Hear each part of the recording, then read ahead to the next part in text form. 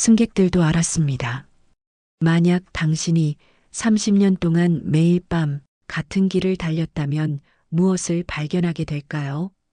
김철수 기사는 그날 밤 자신의 인생을 완전히 바꿀 작은 생명과 마주했습니다. 그것은 단 하나의 눈빛이었습니다. 30년 1951을 그는 단 하루도 빠짐없이 이 심야 노선을 운행했습니다. 그의 손에는 굳은 살이, 그의 눈에는 피로가 쌓여 있었죠. 매일 밤 같은 시간, 같은 정류장들을 지나갔습니다. 첫 번째 정류장은 시청 앞이었습니다. 두 번째는 중앙병원, 세 번째는 공업단지 입구. 그렇게 17개의 정류장을 거쳐 종점까지 하루도 빠짐없이 같은 길을 달렸죠. 사람들은 그를 몰랐습니다. 그저 버스를 운전하는 사람, 얼굴 없는 기사, 투명한 존재. 그것이 30년간 김철수가 느낀 자신의 모습이었습니다. 하지만 그날 밤은 달랐습니다. 김철수는 차 시동을 끄려던 참이었습니다. 30년 버스 운행의 마지막 달. 은퇴를 앞둔 그에게 남은 건 77일 뿐이었죠. 매일 밤 달력에 표시를 했습니다. 빨간 펜으로 X자를 하나씩 지워질 때마다 그는 생각했습니다. 이제 곧 끝이구나. 이 긴 여정이 끝나는구나. 그리고 그 후엔 뭐가 남을까? 텅 빈 집, 혼자 마시는 소주 한 잔, 그리고 끝없는 침묵. 이제 77번만 더 운전하면, 아니 76번. 오늘 하루가 지났으니까. 그때였습니다. 첫 만남. 철수는 백미러를 통해 무언가를 봤습니다. 처음엔 착각인 줄 알았죠. 그림자 같은 것. 하지만 그것은 움직였습니다. 천천히, 조심스럽게, 마치 발견되지 않으려는 듯. 철수는 차에서 내렸습니다. 겨울바람이 얼굴을 때렸습니다. 섭씨 영하 7도. 체감 온도는 그보다 더 낮았죠. 눈이 내리고 있었습니다. 하얀 눈송이들이 가로등 불빛 아래서 춤을 췄습니다. 철수는 정류장을 향해 걸었습니다. 발자국이 눈 위에 찍혔습니다. 뽀드득, 뽀드득. 눈 밟는 소리만이 고요한 밤을 깼습니다. 그리고 그는 봤습니다. 벤치 아래에 웅크리고 있는 작은 생명을. 개였습니다. 크기로 보아 중소형견. 털은 흙과 먼지로 뒤덮여 있었고 몸은 앙상하게 마른 상태였습니다. 30년간 수천 명의 승객을 태웠지만 이렇게 작은 생명 앞에서 멈춘 건 처음이었습니다. 개는 움직이지 않았습니다. 도망치지도 않았죠. 도망칠 힘조차 없는 것처럼 보였습니다. 단지 바라볼 뿐이었습니다. 그 눈빛. 철수는 평생 잊을 수 없을 그 눈빛. 절망과 희망이 동시에 담긴, 살려달라고 애원하는 듯한, 하지만 이미 포기한 듯한 그런 복잡한 눈빛이었습니다. 30년간 그 누구도 자신을 이렇게 바라본 적이 없었죠. 승객들은 그저 지나가는 사람이었습니다. 버스에 올라타서 요금을 내고 스마트폰을 보거나 졸다가 목적지에서 내리는 사람들. 그들에게 운전사는 투명 인간이었으니까요. 안녕하세요라고 인사하는 사람은 한 달에 한두 명. 고맙습니다라고 말하는 사람은 일주일에 한 명. 대부분은 무표정하게 지나갔습니다. 마치 자동문처럼, 마치 기계처럼 철수를 대했습니다. 하지만 이 작은 개는 달랐습니다. 이 개는 철수를 봤습니다. 진짜로 봤습니다. 한 인간으로서, 도움을 청할 수 있는 존재로서 철수는 주춤했습니다. 그의 아파트는 반려동물 금지였고 아내는 3년 전 세상을 떠났죠. 혼자 사는 그에게 또 다른 생명을 책임진다는 건 안 돼, 난 이제 늙었어. 곧 은퇴야 이 녀석을 어떻게 돌보겠어. 돈도 많이 들 텐데. 병원비의 사료값, 온갖 비용이.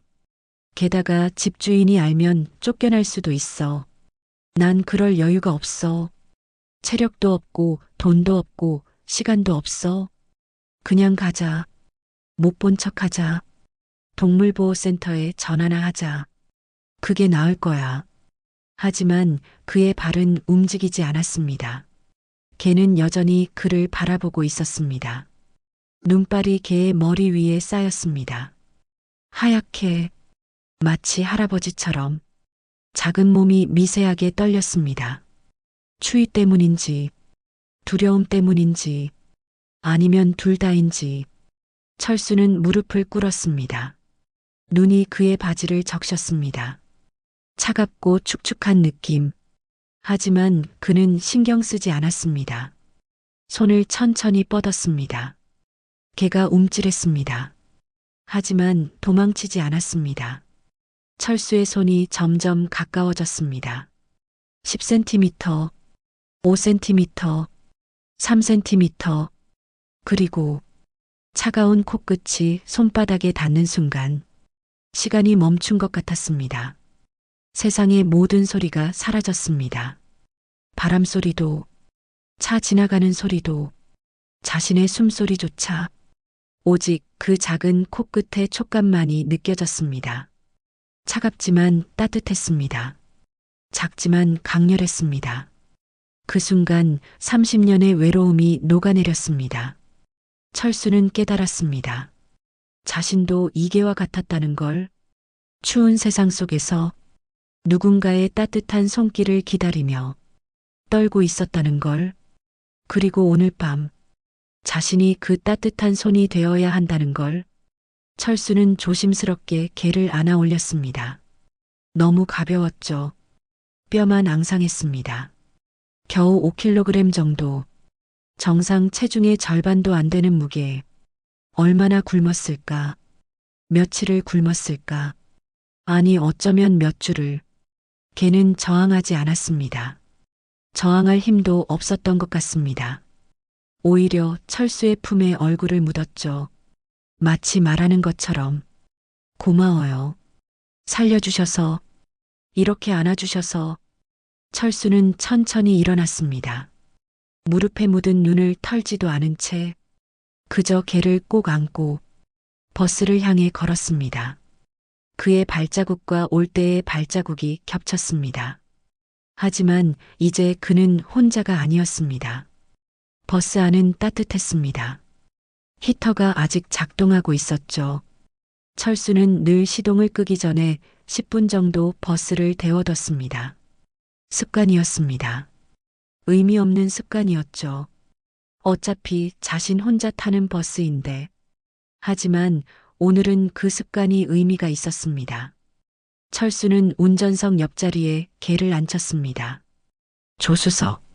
30년간 단 한 번도 누군가를 그 자리에 앉힌 적이 없었습니다. 그 자리는 항상 비어 있었습니다. 규정상 승객이 앉으면 안 되는 자리. 하지만 규정에 개는 없었죠. 아니 있을 수도 있지만 오늘 밤만큼은 상관없었습니다. 개는 여전히 떨고 있었습니다. 철수는 자신의 점퍼를 벗었습니다. 두툼한 패딩 점퍼, 20년 전에 산 낡은 점퍼였지만 아직 따뜻했습니다.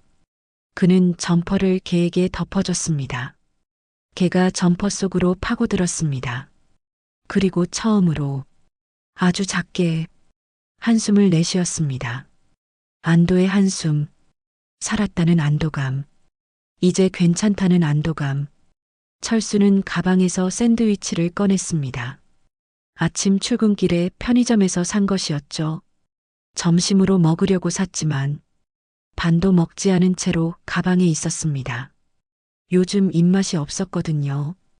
혼자 먹는 밥은 맛이 없었습니다. 하지만 지금은 달랐습니다. 이 샌드위치가 필요한 존재가 있었습니다. 그는 샌드위치를 작게 찢었습니다.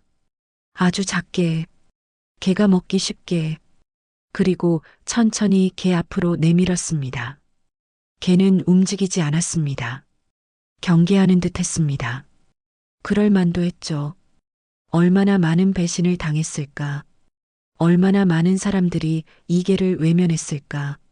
철수는 기다렸습니다. 손을 내민 채로 움직이지 않고 말없이 그저 기다렸습니다. 30초가 지났습니다. 1분이 지났습니다. 그리고 마침내 개가 조심스럽게 코를 내밀었습니다. 킁킁 냄새를 맡았습니다. 그리고 아주 조심스럽게 한 입 베어 물었습니다. 철수는 숨을 죽였습니다. 개가 천천히 씹었습니다. 삼켰습니다. 그리고 다시 한 입, 또 한 입, 점점 빨라졌습니다. 배가 얼마나 고팠는지, 얼마나 간절했는지 그 작은 몸짓에 모든 게 담겨 있었습니다. 철수는 샌드위치를 조금씩 더 주었습니다. 너무 많이 주면 체하니까 조금씩 천천히 개가 다 먹을 때까지. 그리고 개가 다 먹었을 때 개는 철수를 올려다봤습니다. 그리고 꼬리를 살짝 흔들었습니다. 아주 약하게, 거의 보이지 않을 정도로. 하지만 분명히 흔들었습니다. 철수는 미소 지었습니다. 처음 본 미소였습니다.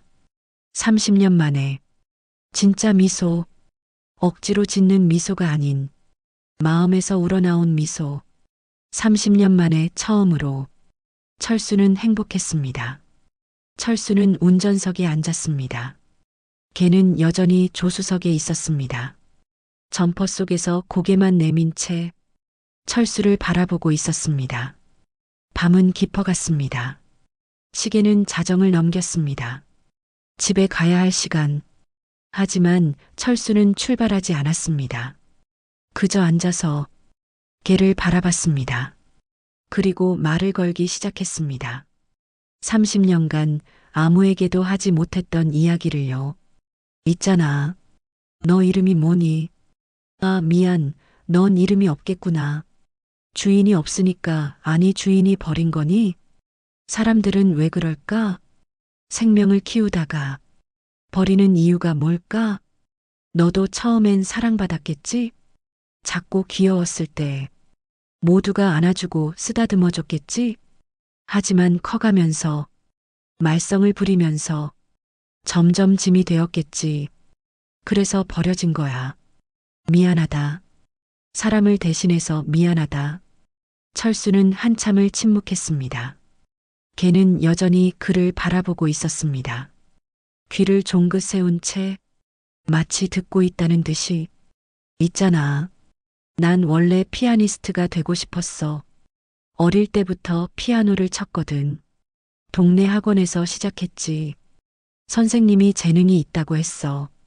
콩쿠르에 나가라고 했지. 그래서 나갔어. 시 대회에서 금상을 받았어. 그때 나이가 고등학교 1학년. 16살이었지. 상장을 받고 무대에 섰을 때, 조명이 나를 비췄을 때, 박수 소리가 울려 퍼졌을 때, 난 생각했어. 이거다. 이게 내 길이다. 평생 피아노를 치며 살고 싶다고. 하지만 인생은 계획대로 되지 않더라. 고등학교 2학년 여름. 아버지가 돌아가셨어. 교통사고로. 갑자기였어. 아무 준비도 없이. 그냥 어느 날 갑자기. 아버지는 가장이었어. 우리 가족의 기둥이셨고, 그리고 그 기둥이 무너진 거지.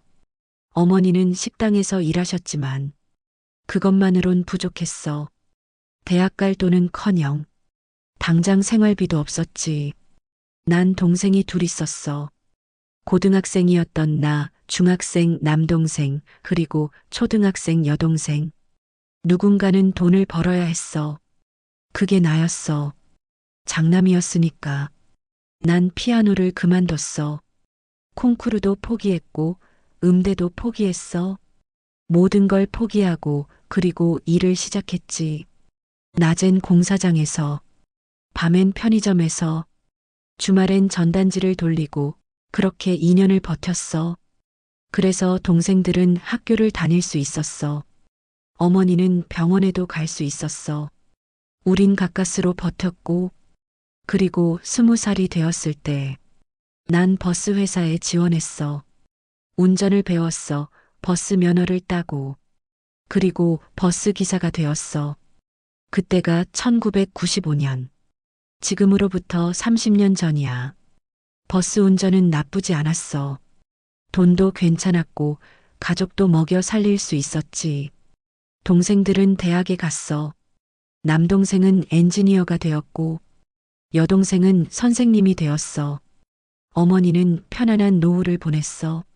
난 내 역할을 다했지. 가장으로서의 역할을. 하지만 철수의 목소리가 떨렸습니다. 하지만 매일 밤 이 핸들을 잡을 때마다 생각했어. 내 꿈은 어디로 갔을까? 내가 정말 원했던 삶은 뭐였을까? 이게 맞는 걸까? 이렇게 사는 게 맞는 걸까? 물론 후회하진 않아. 가족을 위해 희생한 거. 그건 당연한 일이었으니까. 하지만 가끔은, 아주 가끔은 생각해. 만약 아버지가 안 돌아가셨다면, 만약 내가 피아노를 계속 쳤다면, 지금 어떤 삶을 살고 있을까? 무대에 서 있을까? 연주를 하고 있을까? 박수를 받고 있을까? 아니면 그것도 착각이었을까? 재능이 부족해서 결국 실패했을까? 모르겠어. 알 수가 없어. 이미 지나간 일이니까. 걔는 고개를 갸웃거렸습니다. 마치 이해하는 것처럼, 마치 공감하는 것처럼. 철수는 웃었습니다. 쓸쓸한 웃음이었지만 진짜 웃음이었죠. 고마워. 들어줘서 30년 동안 아무에게도 하지 못한 얘기를 내게 하게 되다니. 넌 좋은 청중이야. 참 잘 들어주는구나. 철수는 계속 말했습니다. 그리고 결혼했어. 28살 때 중매로 만난 여자와. 이름은 박명희. 소심하고 조용한 사람이었어. 하지만 따뜻했어. 늘 웃었어. 작은 일에도 기뻐했어. 우린 소박하게 살았지. 작은 아파트에서 둘이서. 아이는 없었어. 명희가 아이를 가질 수 없었거든. 처음엔 속상했지. 가족을 꾸리고 싶었으니까. 하지만 괜찮았어. 둘이서도 충분히 행복했고. 명희는 내 꿈을 알고 있었어. 피아니스트가 되고 싶었다는 걸. 그래서 매년 내 생일마다 악보를 선물해줬지. 모차르트, 베토벤, 쇼팽, 드뷔지, 하나씩 하나씩 쌓여갔어. 그리고 말했어. 언젠가 다시 칠 수 있을 거야. 은퇴하면 시간 많잖아. 그때 다시 시작해봐. 난 널 응원할게. 하지만 철수는 말을 멈췄습니다. 눈을 감았습니다. 깊게 숨을 들이마셨습니다. 그리고 다시 말했습니다. 하지만 난 한 번도 그 악보들을 펼쳐보지 않았어. 두려웠던 것 같아. 손가락이 뻣뻣해진 게 느껴졌거든. 핸들만 잡아서 그런가? 더 이상 피아노를 칠 수 없을 것 같았어. 그래서 외면했어. 악보를 쌓아만 뒀어. 박스에 넣어서. 베란다 구석에. 먼지만 쌓이게. 명희는 아무 말 안 했어. 그냥 미소만 지었어. 슬픈 미소. 이해한다는 미소였지. 그리고 3년 전 명희가 아팠어. 췌장암이었어. 말기였지. 발견했을 땐 이미 늦었어. 의사는 6개월이라고 했어. 하지만 명희는 1년을 버텼지. 강한 사람이었어. 끝까지 웃었어. 아파도 웃었고 힘들어도 웃었어. 날 위해서 말이야. 내가 슬퍼하지 않게. 마지막 날 병원 침대에서 명희가 내 손을 잡았어. 그리고 말했어. 여보, 후회하지 마. 우리 행복했잖아. 그걸로 충분해. 그리고 악보들 펼쳐봐. 늦지 않았어. 아직 늦지 않았어. 그게 명희의 마지막 말이었어. 철수의 눈에서 눈물이 흘렀습니다. 소리 없이 그냥 흘러내렸습니다. 개는 조용히 일어났습니다. 그리고 철수의 무릎 위로 올라왔습니다. 약한 몸으로, 떨리는 다리로 힘겹게 올라와서 철수의 손을 핥았습니다. 따뜻했습니다.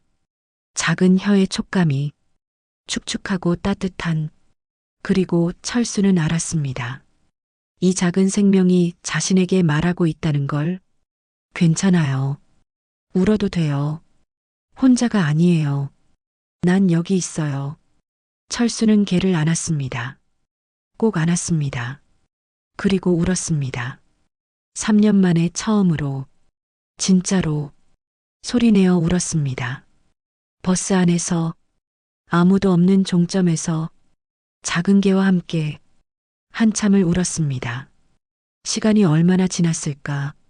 10분, 아니 20분, 어쩌면 30분. 철수는 몰랐습니다. 다만 눈물이 멈췄을 때 가슴이 한결 가벼워진 걸 느꼈습니다. 개는 여전히 그의 품에 있었습니다. 잠들어 있었습니다.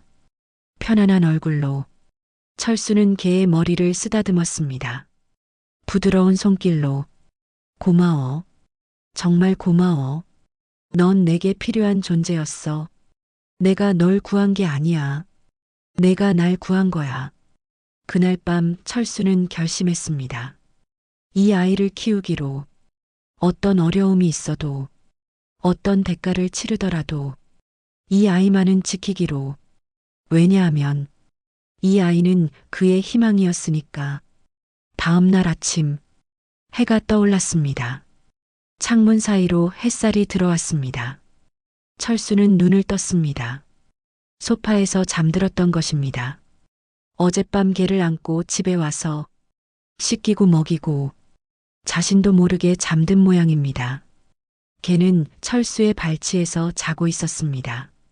여전히 말라 있었지만 어제보다는 나아 보였습니다. 숨소리가 편안했습니다. 철수는 조용히 일어났습니다.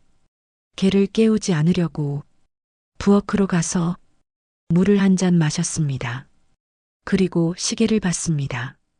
오전 9시, 평소보다 늦게 일어났습니다. 하지만 상관없었습니다. 오늘은 쉬는 날이었으니까. 철수는 휴대폰을 집어들었습니다. 집주인에게 전화를 걸었습니다. 벨이 3번 울렸습니다. 여보세요. 네 사장님, 저 302호 김철수입니다.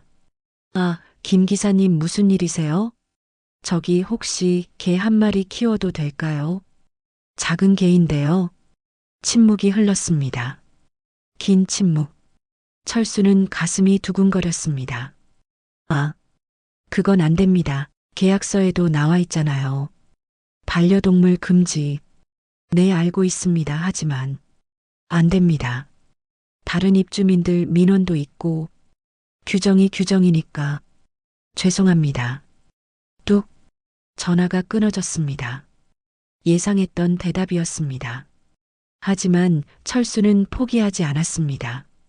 다른 방법을 찾아야 했습니다. 이사를 갈까? 반려동물 가능한 곳으로? 하지만 지금 여유가 있나? 보증금도 없는데.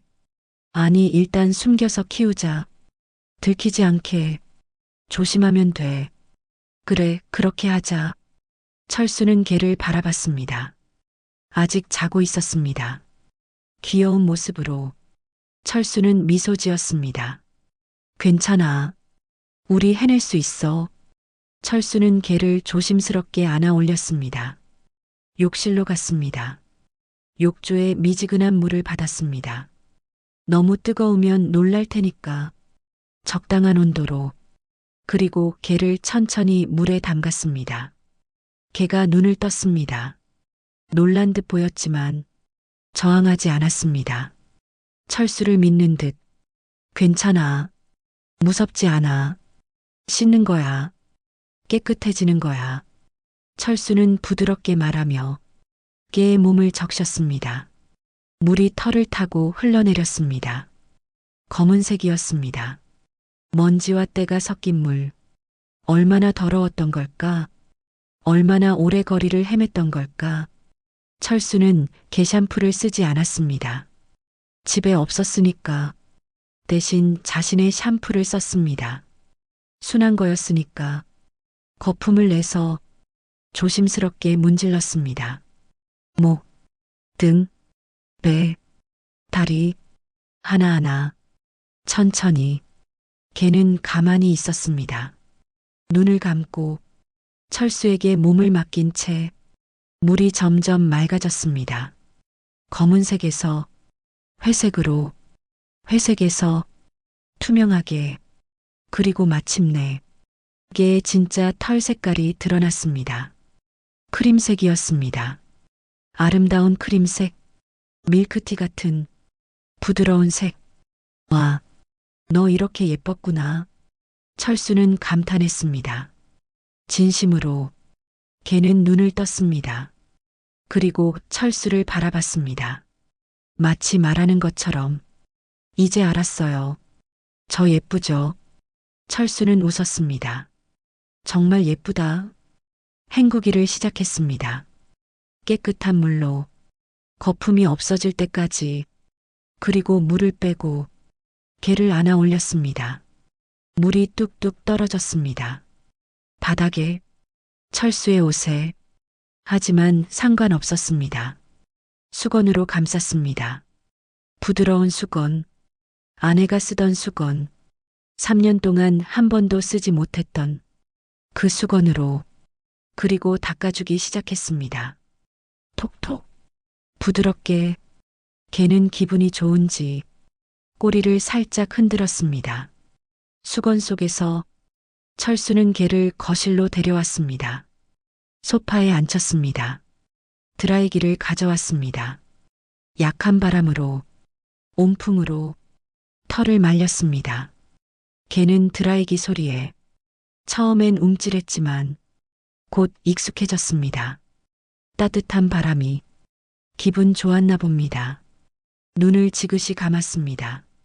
털이 점점 마르면서 부풀어 올랐습니다. 폭신폭신하게 구름 같았습니다. 완전히 마른 개는 전혀 다른 모습이었습니다. 어제 그 앙상하고 더러운 개가 아니었습니다. 예쁘고 사랑스러운 작은 천사 같았습니다. 철수는 개를 무릎에 앉혔습니다.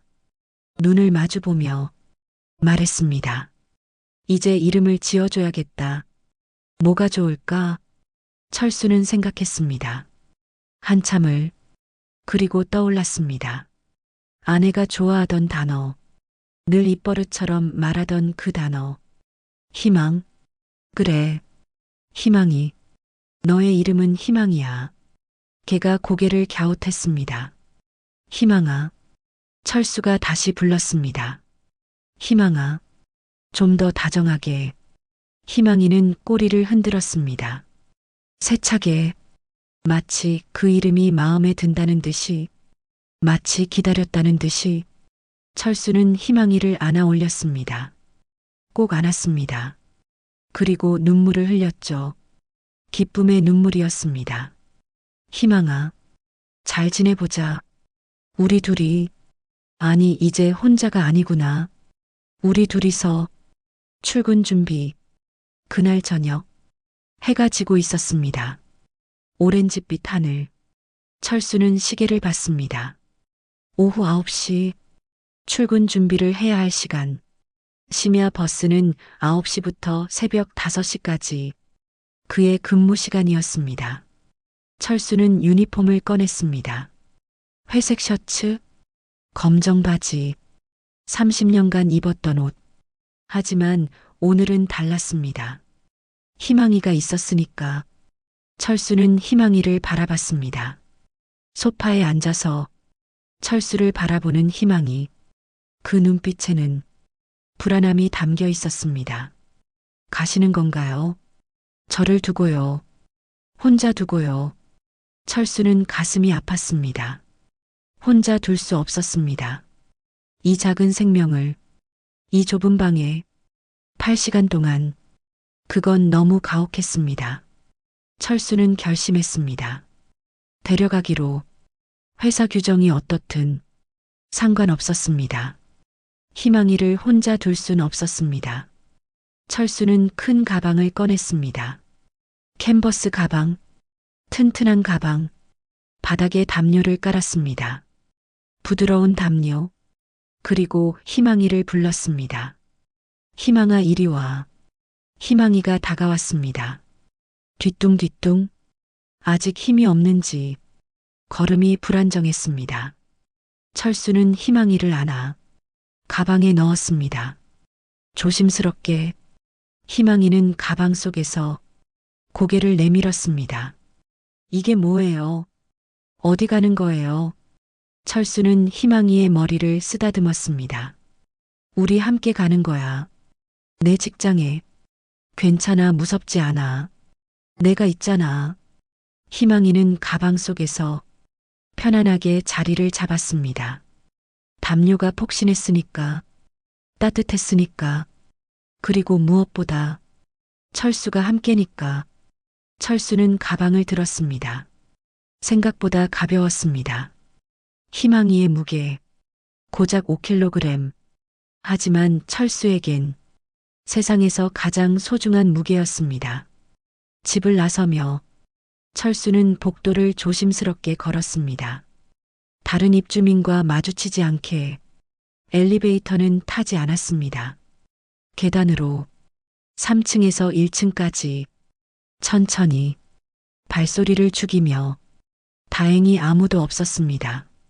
철수는 버스 정류장으로 갔습니다. 회사 버스를 타고 차고로 가야 했습니다. 버스를 기다리며 철수는 가방을 살짝 열어봤습니다. 희망이는 잠들어 있었습니다. 편안한 얼굴로 그 모습을 보니 철수는 안심이 되었습니다. 차고에 도착했습니다. 버스들이 줄지어 서 있었습니다. 형광등 불빛 아래 철수는 자신의 버스를 찾았습니다. 77번, 30년간 운전했던 번호. 철수가 버스 문을 열 때 뒤에서 목소리가 들렸습니다. 철수 형. 철수는 돌아봤습니다. 박영수였습니다. 50대 중반. 철수보다 10년 후배. 하지만 늘 형이라고 불렀습니다. 영수 씨, 형 오늘 일찍 오셨네요. 응, 그냥. 영수가 다가왔습니다. 그리고 철수가 든 가방을 봤습니다. 형, 그게 뭐예요? 철수는 잠시 망설였습니다. 말해야 하나? 숨겨야 하나? 하지만 영수는 좋은 사람이었습니다. 20년을 함께 일한 동료, 믿을 수 있는 사람. 철수는 가방을 살짝 열었습니다. 희망이의 얼굴이 삐쭉 나왔습니다. 영수의 눈이 커졌습니다. 형, 이거 걔예요? 형 미쳤어요? 회사에서 알면 큰일 나요. 알아. 하지만 철수는 말을 잇지 못했습니다. 뭐라고 설명해야 할까? 혼자 둘 수가 없었다고. 이 아이가 필요하다고. 이 아이 없이는 못 산다고. 하지만 영수는 이해한 듯 했습니다. 그의 눈빛이 부드러워졌습니다. 얼마나 귀여워. 이름이 뭐예요? 희망이. 희망이 좋은 이름이네요. 영수가 손을 뻗었습니다. 희망이의 머리를 쓰다듬었습니다. 희망이는 꼬리를 흔들었습니다. 사람을 좋아하는 아이였습니다. 누구에게나 친근했습니다. 그래서 더 쉽게 버려졌을지도 모릅니다. 영수가 말했습니다. 형 조심하세요. 관리자들 순찰 돌거든요. 알았어, 고마워. 그리고 영수가 주머니를 뒤졌습니다. 육포를 꺼냈습니다. 이거 주세요. 희망이한테. 간식 좋아할 거예요. 철수는 육포를 받았습니다. 눈시울이 뜨거워졌습니다. 고마워, 영수 씨. 에이, 뭐려. 우리 사이에. 영수는 웃으며 자기 버스로 갔습니다. 손을 흔들며 철수는 버스에 올랐습니다. 희망이와 함께 첫 운행. 철수는 희망이를 조수석 밑에 내려놓았습니다. 보통은 짐을 두는 곳. 하지만 오늘부터는 희망이의 자리입니다. 철수는 담요를 더 깔아줬습니다. 그리고 물그릇도 놓았습니다. 작은 물그릇. 집에서 가져온. 희망아, 여기가 내 자리야. 오늘부터 우리 함께 일하는 거야. 무섭지 않아. 내가 바로 옆에 있잖아. 희망이는 고개를 끄덕이는 듯 했습니다. 그리고 담요 위에 웅크렸습니다. 편안하게. 철수는 시동을 걸었습니다. 부르릉. 엔진 소리. 30년간 들었던 소리. 하지만 오늘은 달랐습니다. 외롭지 않았습니다. 혼자가 아니었습니다. 버스가 출발했습니다. 차고를 나와 밤의 거리를 지나 네온사인이 반짝이는, 사람들이 오가는 그 거리로 첫 정류장 시청 앞에서 한 명이 탔습니다. 중년 남성은 회사원처럼 보였습니다. 요금을 내고 뒤쪽으로 갔습니다. 스마트폰을 봤습니다. 희망이를 눈치채지 못했습니다. 철수는 안도했습니다. 버스는 계속 달렸습니다. 두 번째 정류장은 중앙병원. 2명이 탔습니다. 간호사들이었습니다. 야간 근무를 마친 듯 피곤한 얼굴들을 하며 그들도 희망이를 보지 못했습니다. 세 번째 정류장. 공업단지 입구에서 한 명이 내렸습니다. 아무 일도 없었습니다. 철수는 가끔 밑을 내려다봤습니다. 희망이는 잘 있었습니다. 자고 있었습니다. 편안하게. 네 번째 정류장. 대학교 정문에서 학생 하나가 탔습니다. 여학생이었습니다. 20대 초반쯤으로 보이는. 그녀가 요금을 내고 지나가다가 멈췄습니다. 기사님. 네. 저기 혹시. 그녀가 조수석을 가리켰습니다. 철수의 심장이 뛰었습니다. 들켰다. 저기 강아지 있어요. 철수는 할 말을 잃었습니다. 어떻게 해야 하나? 사과해야 하나? 하지만 여학생은 웃고 있었습니다. 너무 귀여워요. 쉿. 여학생이 입에 손가락을 댔습니다. 비밀이에요. 그리고 뒷자리로 갔습니다. 철수는 숨을 내쉬었습니다. 휴. 다행이다. 그날 밤 총 15명의 승객이 탔습니다. 그중 5명이 희망이를 봤습니다. 하지만 모두가 비밀을 지켜줬습니다. 아무도 신고하지 않았습니다. 오히려 미소 지었습니다. 축복해줬습니다. 철수는 깨달았습니다. 세상이 생각보다 따뜻하다는 것을. 2주가 지나고 2주가 흘렀습니다. 희망이는 철수의 버스에 완전히 적응했습니다. 이제는 가방 없이도 조수석 밑에서 편안하게 있었습니다. 승객들도 익숙해졌습니다. 단골 승객들은 희망이를 보러 오기도 했습니다. 간식을 가져오기도 했습니다. 사진을 찍기도 했습니다. 물론 조용히. 희망이를 놀래키지 않게. 철수는 행복했습니다. 30년 만에 처음으로 버스 운전이 즐거웠습니다. 출근이 기다려졌습니다. 희망이와 함께하는 시간이 너무나 소중했습니다. 하지만 화요일 밤에 문제가 생겼습니다.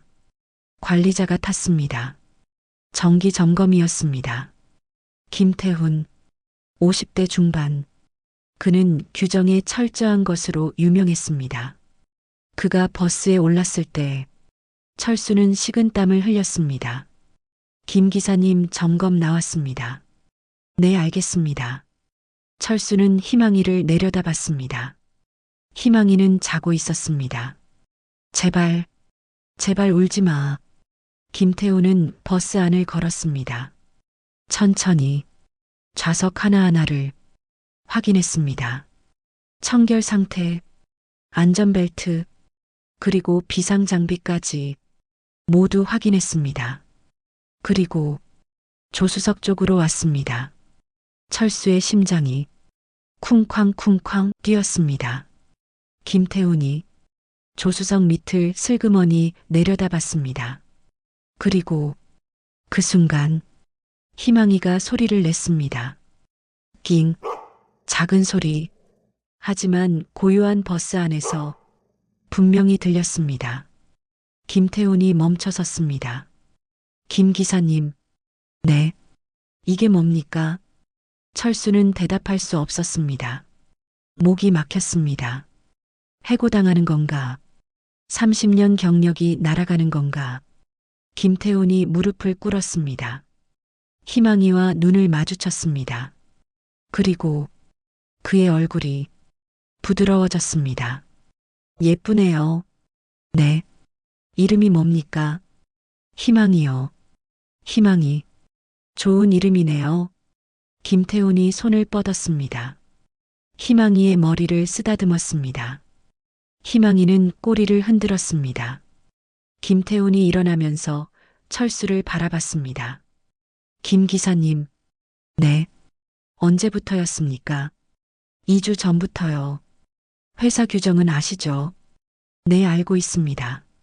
그런데 김태훈이 한숨을 쉬었습니다. 나도 개를 키웠습니다. 네. 골든 리트리버였어요. 이름은 행복이. 15년을 함께 살았죠. 작년에 떠났습니다. 철수는 김태훈을 바라봤습니다. 그의 눈에 슬픔이 있었습니다. 깊은 슬픔이. 그래서 압니다. 외로움이 뭔지, 위로가 필요하다는 걸. 김태훈이 다시 희망이를 봤습니다. 회사 규정상 반려동물 동승은 금지입니다. 철수는 고개를 숙였습니다. 하지만, 네, 오늘은 아무것도 못 봤습니다. 점검 결과 이상 없습니다. 철수는 고개를 들었습니다. 정말입니까? 단 한 가지 조건이 있습니다. 뭐든지요. 승객들에게 피해 주지 마세요. 그리고 청결 유지하시고요. 물론입니다. 김태훈이 미소 지었습니다. 진짜 미소였습니다. 희망아 건강해라. 그리고 그는 버스에서 내렸습니다. 문이 닫히기 전 한 번 더 뒤돌아봤습니다. 손을 흔들었습니다. 철수는 눈물이 났습니다.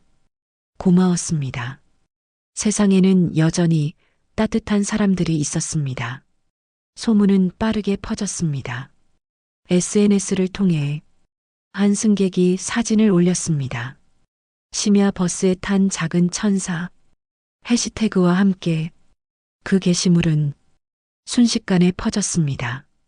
공유되고 리트윗되고 댓글이 달렸습니다. 너무 귀여워요. 어느 버스예요? 저도 타고 싶어요. 힐링됩니다. 다음 날 조회수 10만, 그 다음 날 50만, 일주일 후 100만, 지역 뉴스에도 나왔습니다. 30년 베테랑 기사와 떠돌이계의 특별한 우정, 기자들이 찾아왔습니다. 인터뷰를 요청했습니다. 철수는 당황했습니다. 카메라가 무서웠습니다. 말하는 것도 서툴렀습니다. 하지만 희망이는 자연스러웠습니다. 카메라를 보고 꼬리를 흔들고 사랑스럽게 행동했습니다. 사람들은 희망이에게 열광했습니다. 방송이 나간 후 77번 버스는 유명해졌습니다. 사람들이 일부러 찾아왔습니다. 희망이를 보러, 사진을 찍으러, 힐링을 받으러. 심야 버스가 관광 명소가 되었습니다. 철수는 이상했습니다. 30년간 아무도 자신을 봐주지 않았는데 희망이가 온 후 모두가 자신을 봤습니다. 아니, 정확히는 희망이를 보러 온 것이지만 그래도 철수는 외롭지 않았습니다. 버스 안에 웃음이 가득했으니까요. 그중 한 승객이 있었습니다. 김서연, 28세, 간호사, 매일 밤 12시 30분 같은 정류장에서 77번 버스를 탔습니다. 중앙병원 정류장. 야간 근무를 마치고 집으로 가는 길은 늘 서연은 지쳐 있었습니다. 병원 일은 힘들었습니다. 육체적으로도 정신적으로도. 오늘도 환자 한 분이 떠났습니다. 80대 할머니, 폐렴이었습니다. 마지막 순간까지도 서연의 손을 잡고 고맙다고 하셨습니다. 서연은 울었습니다. 화장실에서 아무도 모르게. 하지만 지금은 버스에 올라야 했습니다. 집에 가야 했습니다. 문이 열리고 서연이 계단을 올랐습니다. 요금을 냈습니다. 그리고 깅 작은 소리가 들렸습니다. 서연은 고개를 돌렸습니다. 조수석 밑에 작은 개가 있었습니다. 크림색 털, 까만 눈, 꼬리를 흔들고 있었습니다. 서연의 얼굴에 미소가 번졌습니다. 힘든 하루, 지친 마음, 모든 것이 그 순간 다 녹아내렸습니다. 안녕, 강아지. 희망이에요. 기사님이 말했습니다. 희망이? 예쁜 이름이네요.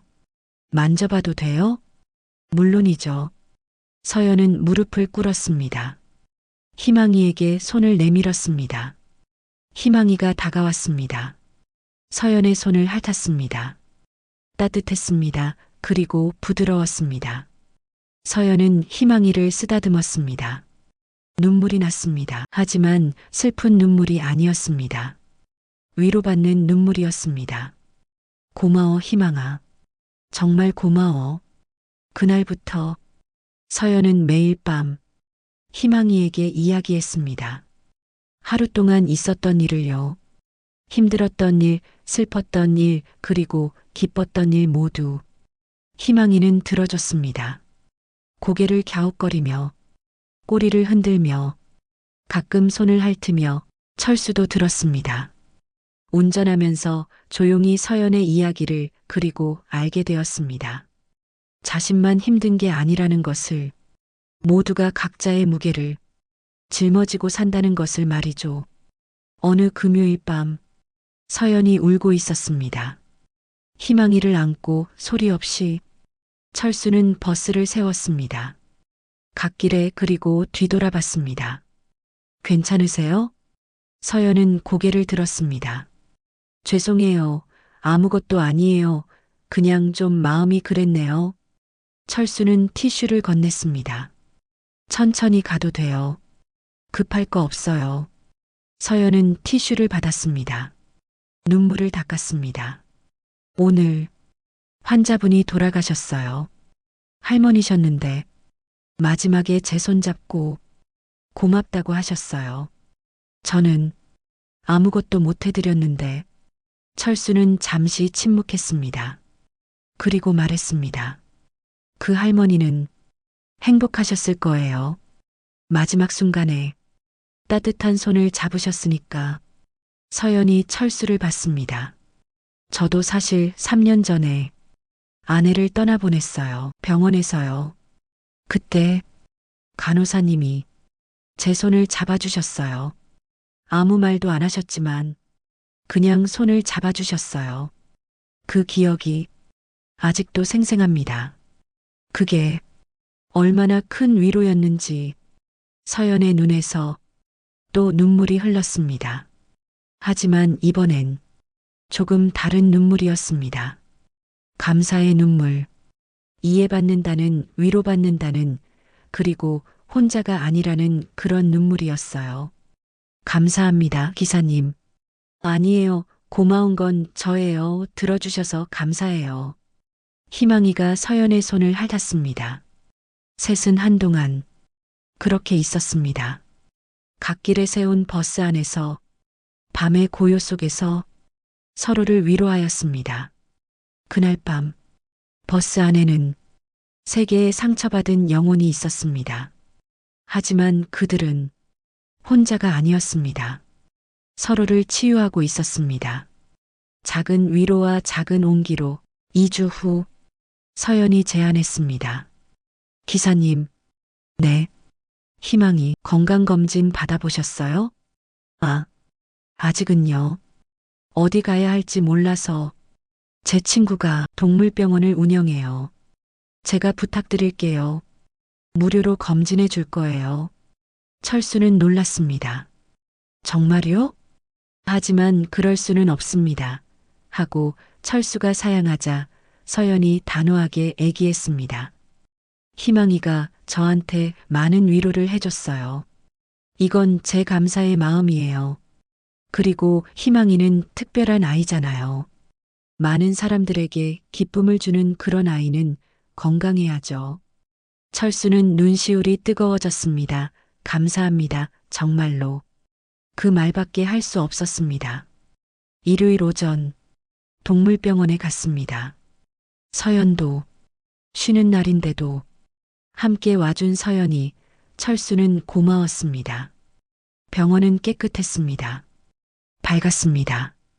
벽에는 동물 그림들이 가득했습니다. 대기실에는 다른 반려동물들도 있었습니다. 강아지들, 고양이들 모두 주인과 함께 희망이는 신기한 듯 두리번거렸습니다. 처음 오는 곳이었으니까요. 김서연 씨? 접수대에서 불렀습니다. 서연이 일어났습니다. 철수와 희망이도 함께 진료실로 들어갔습니다. 수의사가 기다리고 있었습니다. 이민준, 30대 초반의 안경을 쓴 친절해 보이는 수의사였습니다. 서연아, 오랜만이야. 선배님 감사해요. 아니야, 괜찮아. 그리고 이쪽이 민준이 철수를 봤습니다. 김철수입니다. 안녕하세요. 뉴스에서 봤어요. 유명하시더라고요. 아, 그게 민준이 웃었습니다. 그리고 희망이를 봤습니다. 이 아이가 희망이구나. 안녕 희망아. 희망이는 꼬리를 흔들었습니다. 민준에게도 친근했습니다. 자, 그럼 검진 시작할게요. 민준은 희망이를 진료대에 올렸습니다. 그리고 꼼꼼하게 검사했습니다. 청진기로 심장 소리를 들었습니다. 체온을 쟀습니다. 몸무게도 쟀습니다. 5.2kg이네요. 치아를 확인하고 귀를 들여다보고 배를 만져봤는데도 희망이는 가만히 있었습니다. 순한 아이였습니다. 검진은 20분 정도 걸렸습니다. 철수와 서연은 긴장한 채 지켜봤습니다. 마침내 민준이 미소 지었습니다. 희망이는 아주 건강해요. 철수는 안도의 한숨을 쉬었습니다. 정말요? 네. 영양 상태도 좋고 기사님이 잘 돌보셨네요. 다행이다, 정말 다행이야. 철수의 눈에 눈물이 맺혔습니다. 근데 한 가지 민준이 말했습니다. 특이한 게 있긴 해요. 철수와 서연이 동시에 긴장했습니다. 뭔데요? 희망이는 민준이 잠시 멈췄습니다. 그리고 웃으며 말했습니다. 임신했어요. 침묵이 흘렀습니다. 3초? 아니 5초. 그리고 네. 철수와 서연이 동시에 외쳤습니다. 임신이요. 민준이 고개를 끄덕였습니다. 네. 약 3주 정도 된 것 같아요. 건강하게 잘 크고 있고요. 초음파 보시겠어요? 철수는 멍하니 고개를 끄덕였습니다. 민준이 초음파 기계를 가져왔습니다. 희망이 배에 젤을 발랐습니다. 그리고 프로브를 댔습니다. 화면에 작은 생명들이 보였습니다. 하나, 둘, 아니, 셋. 3마리네요. 민준이 말했습니다. 건강한 아기들이에요. 축하드려요. 철수는 화면을 멍하니 바라봤습니다. 저 작은 것들이 생명이라고? 희망이의 아기들이라고? 서연이 철수의 어깨를 두드렸습니다. 기사님, 할아버지 되시는 거예요. 그 말에 철수는 웃음이 터졌습니다. 하, 그리고 울었습니다. 웃으면서 울었습니다. 희망아, 넌 이제 엄마가 되는구나. 희망이는 알까? 자신의 뱃속에 세 개의 생명이 자라고 있다는 걸. 희망이는 그저 꼬리를 흔들며 철수를 바라봤습니다. 그날부터 철수의 삶은 더 바빠졌습니다. 희망이의 출산을 준비해야 했으니까요. 민준에게 조언을 구하고 영양제를 사고 좋은 사료를 샀습니다. 산책을 시켰습니다. 매일 아침 출근 전에 동네 공원을 한 바퀴 꼭 돌았습니다. 희망이는 산책을 좋아했습니다. 다른 개들을 만나면 꼬리를 세차게 흔들었습니다. 사람들을 만나면 애교를 부렸습니다. 철수는 희망이를 보며 생각했습니다. 이 아이는 정말 사람을 좋아하는구나. 그래서 더 쉽게 버려졌을지도 모르겠다. 믿었으니까 사람을. 하지만 이제는 괜찮아. 이제는 버려지지 않아. 내가 있으니까. 배가 점점 불러왔습니다. 눈에 띄게 희망이는 조금 둔해졌습니다. 빨리 걷지 못하고 쉽게 지쳤습니다. 하지만 여전히 밤마다 버스에 탔습니다. 철수와 함께 승객들도 알았습니다. 희망이가 임신했다는 것을. 그들은 더욱 조심스러웠습니다. 큰 소리를 내지 않았습니다. 희망이를 만질 때 더욱 부드럽게. 누군가는 임산부용 간식을 가져왔습니다. 누군가는 작은 담요를 선물했습니다. 누군가는 아기 강아지 옷을 떴습니다. 직접 뜬 작은 옷들. 철수는 감동했습니다. 이 많은 사람들이 희망이를 응원하고 있다는 것이, 세상이 이렇게 따뜻하다는 것이. 하지만 행복한 시간은 오래가지 못했습니다. 어느 월요일 아침, 회사에서 전화가 왔습니다. 김 기사님, 출근하시면 사무실로 오시겠습니까? 철수는 불길한 예감이 들었습니다. 네, 알겠습니다.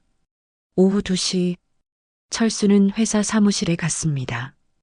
회의실로 안내되었습니다. 테이블에 여러 명이 앉아 있었습니다. 부장, 과장, 인사팀장, 그리고 사장. 철수는 긴장한 채 자리에 앉았습니다. 김철수 기사님, 부장이 입을 열었습니다. 30년간 수고 많으셨습니다. 감사합니다. 오늘 말씀드릴 게 있어서 모셨습니다. 철수는 침을 삼켰습니다. 77번 노선이 폐지됩니다. 철수의 세계가 멈췄습니다. 다음 달부터 운행이 중단됩니다. 수익성이 낮아서요. 승객이 너무 적습니다. 하지만 부장님, 요즘은 사람들이 많이 타는데요. 철수가 안타까워하며 얘기했습니다. 희망이 때문에 일시적인 현상입니다. 호기심 때문이죠. 곧 사라질 겁니다. 그리고 회사는 경영상 결정을 내려야 합니다. 기사님은 다른 노선으로 발령됩니다. 85번 노선 주간 근무입니다. 철수는 말했습니다. 심야가 아니라 주간이요? 네. 그리고 부장이 잠시 멈췄습니다. 반려동물 동승은 불가합니다. 85번은 승객이 많아서요. 민원이 들어올 수 있습니다. 철수는 아무 말도 할 수 없었습니다. 30년, 1만 950일을 달렸던 그 길이 사라진다고? 희망이와 함께할 수 없다고. 기사님, 사장이 말했습니다. 이해해 주시기 바랍니다. 회사도 어렵습니다. 철수는 고개를 끄덕였습니다. 힘없이 대답했습니다. 알겠습니다. 회의는 끝났습니다. 철수는 비틀거리며 밖으로 나왔습니다. 그날 밤 철수는 희망이를 안았습니다. 버스 안에서 종점에서 계속 안았습니다. 미안해. 희망아. 내 아기들이 태어날 때쯤이면 이 버스도 없을 거야. 우린 더 이상 함께 일할 수 없어.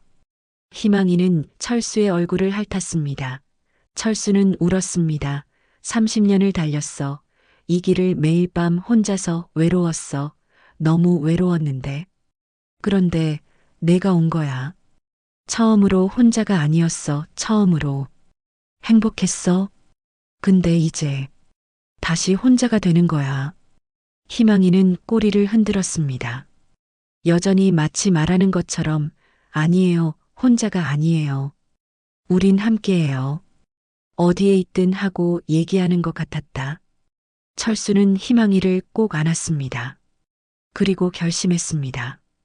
희망이를 지키기로, 어떻게든 포기하지 않기로. 다음 날 소식이 퍼졌습니다. SNS를 통해 77번 노선 폐지.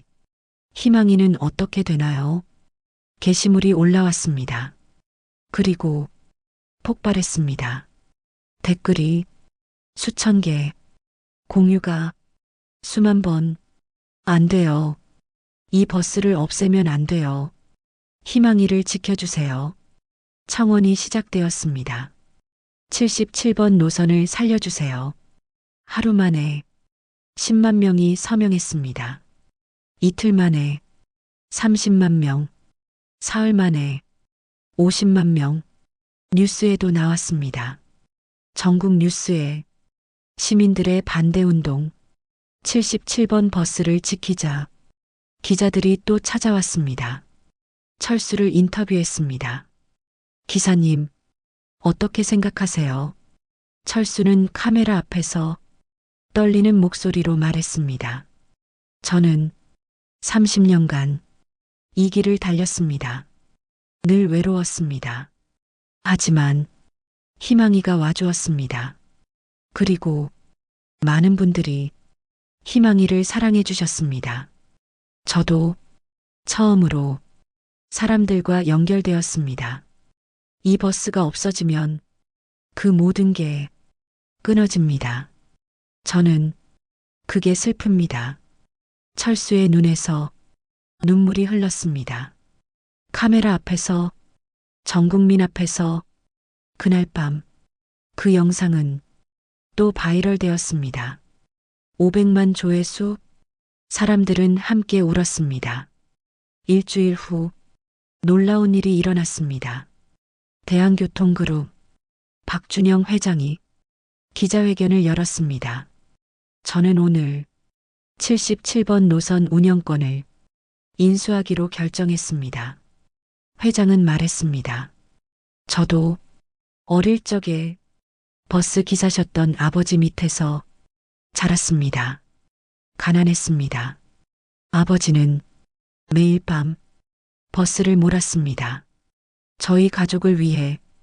그 시절 우리 집에도 유기견이 있었습니다. 아버지가 데려온 이름은 보기. 저는 보기와 함께 자랐습니다. 보기는 우리 가족이었습니다. 희망이의 이야기를 듣고 아버지가 생각났습니다.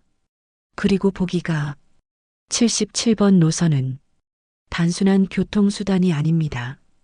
그것은 우리 사회의 온기입니다. 사람과 사람을 연결하는 고리입니다. 그것을 지켜야 합니다. 박수가 터졌습니다. 기자회견장에서, 그리고 TV 앞에서, 전국에서. 철수는 믿을 수 없었습니다. 정말인가? 다음 날 회사에서 연락이 왔습니다. 다시 회의실로. 하지만 이번엔 분위기가 달랐습니다. 김철수 기사님, 사장이 미소 지었습니다. 축하합니다. 77번 노선은 계속됩니다. 대한교통그룹에서 인수했습니다. 그리고 한 가지 더, 기사님을 명예기사로 임명하고 싶다고 합니다. 은퇴 후에도 원하시면 계속 운행하실 수 있습니다. 물론 희망이와 함께요. 철수는 할 말을 잃었습니다. 눈물만 흘렀습니다. 고맙습니다. 정말 고맙습니다. 3주 후 토요일 새벽 4시 희망이가 불안해하기 시작했습니다. 낑낑거렸습니다. 자리를 자주 바꿨습니다. 철수는 알았습니다. 시작됐구나. 서연에게 전화했습니다. 서연이 곧 왔습니다. 택시를 타고 함께 동물병원으로 갔습니다. 민준이 기다리고 있었습니다. 새벽인데도 준비되어 있었습니다. 희망이를 분만실로 데려갔습니다. 철수와 서연은 밖에서 기다렸습니다. 2시간 제법 긴 시간이었습니다. 철수는 30년간 운전대를 잡았지만 이렇게 초조한 적은 없었습니다. 손을 비볐습니다. 기도했습니다. 제발, 제발 무사하길. 서연이 철수의 손을 잡았습니다. 괜찮을 거예요. 희망이는 강해요. 그리고 문이 열렸습니다. 민준이 나왔습니다. 얼굴에 미소가 가득했습니다. 축하합니다. 희망이는 3마리의 건강한 아기를 낳았어요. 모두 건강합니다. 엄마도, 아기들도요. 철수는 그 자리에 주저앉았습니다. 안도감에, 감사함에, 들어오실래요? 민준이 문을 열었습니다. 철수와 서연이 들어갔습니다. 그리고 봤습니다. 박스 안에 희망이가 누워 있었습니다. 피곤하지만 행복한 얼굴로. 그리고 그 옆에 3마리의 아기 강아지들이 있었습니다. 하나는 크림색, 엄마를 닮았습니다.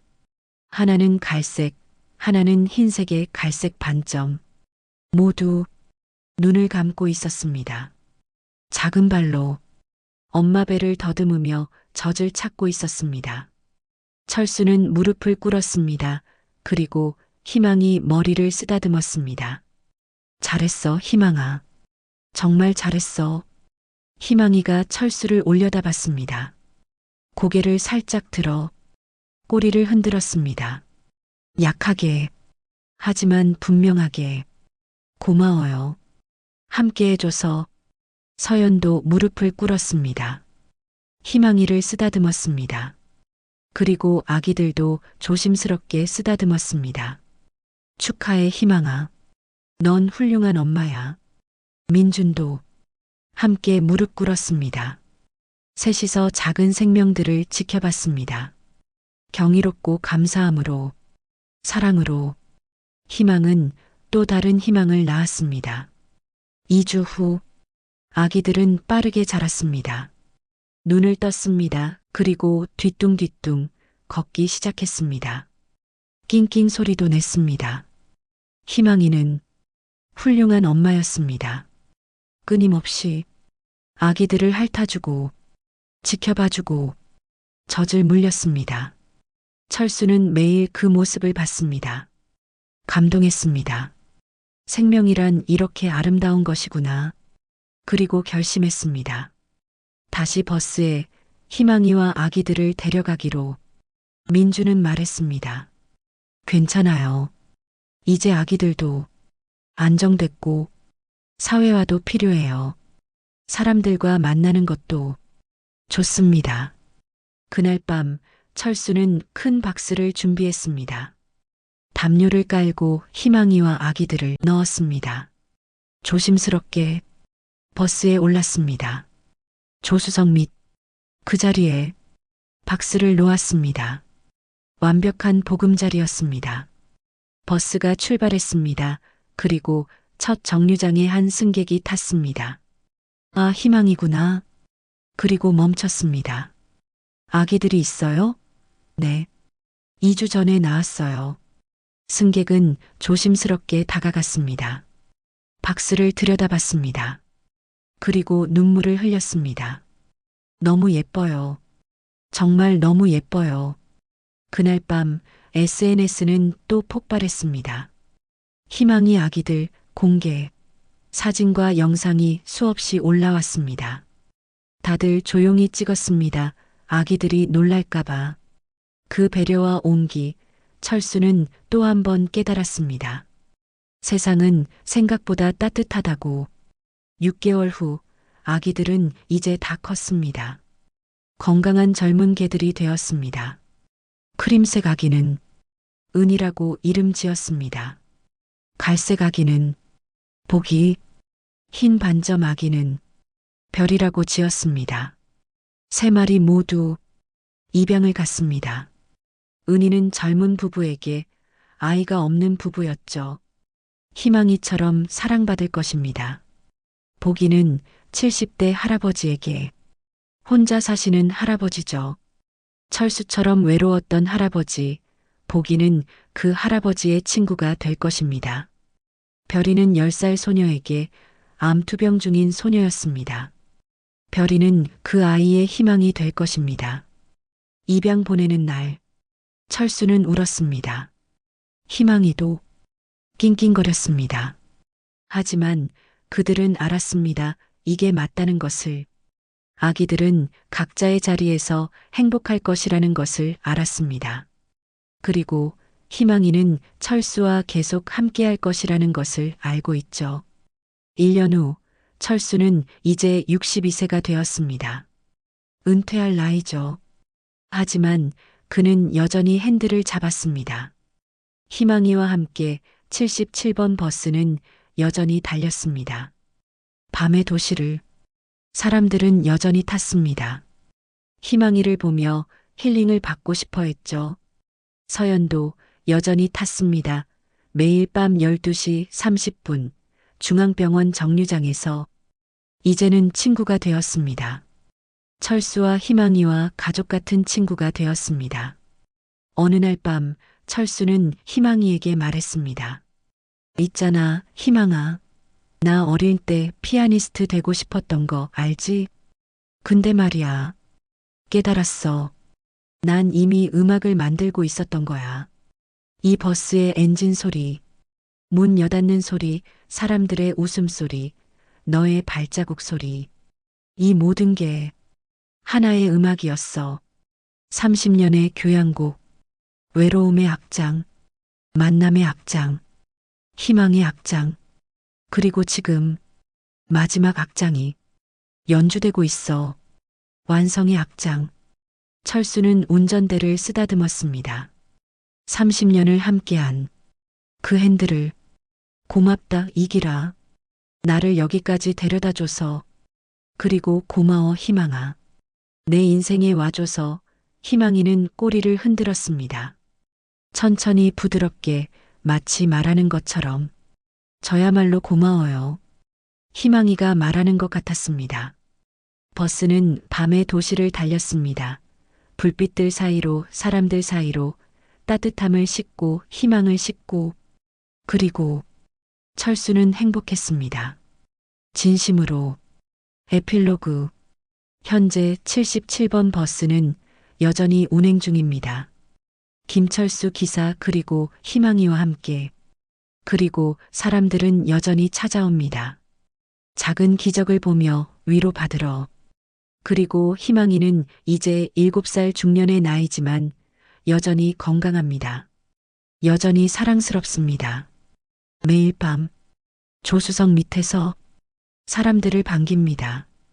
그리고 철수는 66세 은퇴를 4년이나 미뤘습니다. 희망이 때문에, 이 길 때문에, 사람들 때문에 그는 말합니다. 이제야 알았어요. 내 꿈이 뭔지. 피아니스트가 아니었어요. 이거였어요. 사람들을 연결하는 것, 희망을 나르는 것. 이게 내 진짜 꿈이었어요. 그리고 그는 행복합니다. 진심으로.